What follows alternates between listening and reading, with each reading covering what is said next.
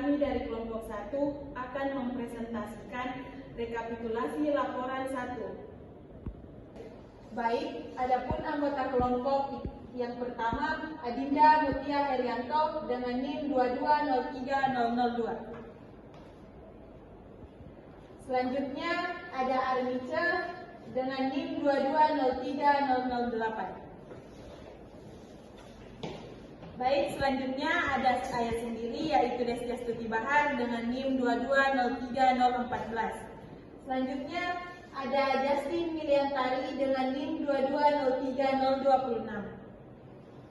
Baik, selanjutnya ada Nanda Ramadhani dengan NIM 2203033. Ada Siti Nur Hikmah dengan NIM 2203051. Baik, selanjutnya ada Wahdini dengan NIM 2203057. Selanjutnya ada Syahrul Ramadan dengan NIM 2203064. Baik, yang terakhir yaitu Muhammad Asas Rehan dengan NIM 2203070.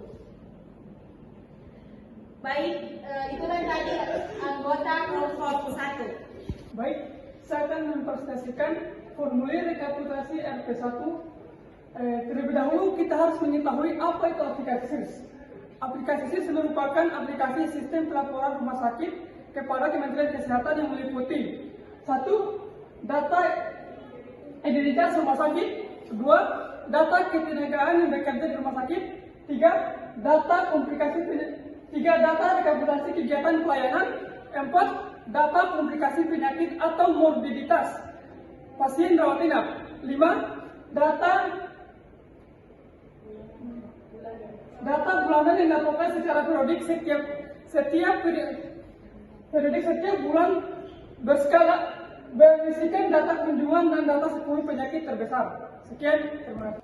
Selanjutnya adalah formulir rekapitulasi 1.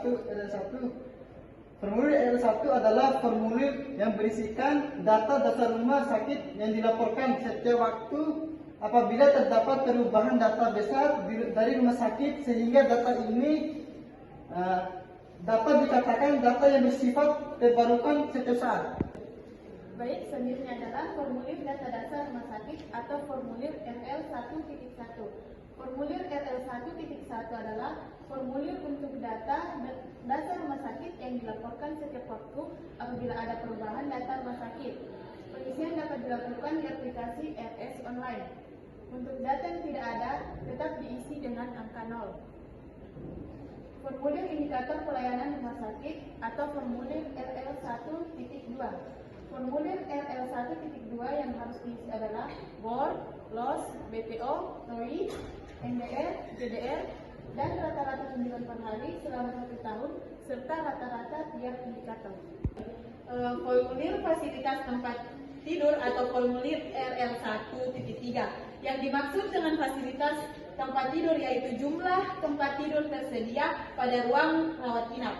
Data tempat tidur diisi dengan jumlah tempat tidur keseluruhan dan dikelompokkan berdasarkan perincian tempat tidur per kelas pada rumah sakit tersebut. Misalkan pada kelas VIP, VVIP, kelas 1, kelas 2, kelas 3, dan lainnya.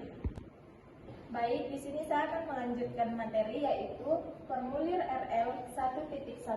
Yang pertama, kode rumah sakit diisi berdasarkan nomor registrasi rumah sakit berupa 7 digit nomor yang ditetapkan oleh Sekretaris Jenderal Bina Upaya Kesehatan Kementerian Kesehatan RI.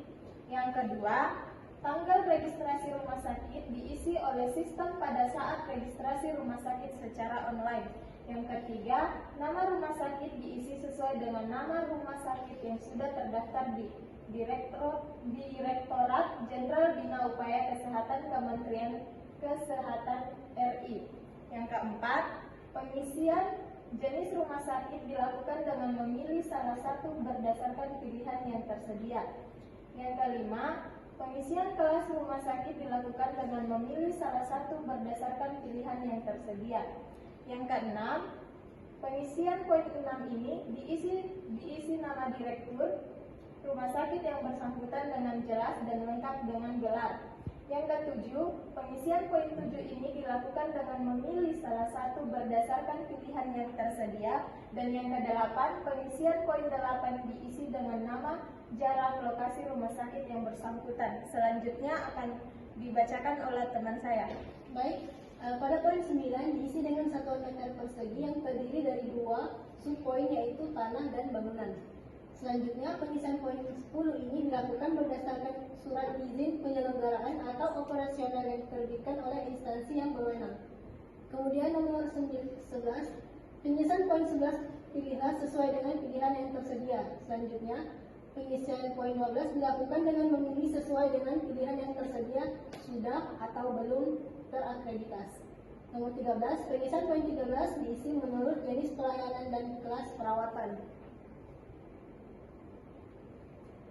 Selanjutnya, pengisian poin 14 diisi berdasarkan jumlah tenaga medis yang dimiliki rumah sakit, yaitu tenaga tetap, tidak tetap, dan tenaga lainnya. Dan yang terakhir, pengisian poin 15 diisi menurut jumlah tenaga non-kesehatan yang dimiliki rumah sakit. Total jumlah SDM non-kesehatan seluruhnya. Baiklah, selanjutnya pada formulir RL 1.2 yang harus diisi adalah BOR, LOS, BTO, TOI, NDR, GDR, dan APLOS. Yang pertama yaitu rumus BOR, jumlah hari perawatan pada periode tertentu dikali 100 dibagi jumlah tempat tidur tersedia dikali jumlah hari periode yang sama. Yang kedua LOS, lama rawat dibagi perawatan pasien. Yang ketiga BTO, jumlah pasien keluar hidup dan mati dibagi jumlah tempat tidur. Yang keempat TOI, jumlah tempat tidur tersedia dikali jumlah hari periode tertentu dikurang jumlah hari perawatan dibagi jumlah pasien keluar pada periode yang sama. Yang kelima NDR, jumlah pasien meninggal lebih dari 48 jam setelah dirawat dibagi jumlah pasien keluar hidup dan mati. Yang keenam GDR, jumlah pasien meninggal seluruhnya dikali 100% dibagi jumlah pasien keluar hidup dan mati. Dan yang terakhir adalah APLOS, yaitu jumlah lama rawat pasien keluar hidup dan mati dibagi jumlah pasien keluar. Baik, selanjutnya pada formulir RL 1.3, yang dimaksud dengan jumlah tempat tidur adalah jumlah tempat tidur yang tersedia pada ruang rawat inap. Jumlah tempat tidur ini bukanlah kapasitas tempat tidur. Data tempat tidur diisi dengan jumlah tempat tidur keseluruhan dan dikelompokkan berdasarkan perincian tempat tidur per kelas. Ada kelas VIP, kelas 1, kelas 2, kelas 3, dan kelas khusus sesuai dengan jenis pelayanan.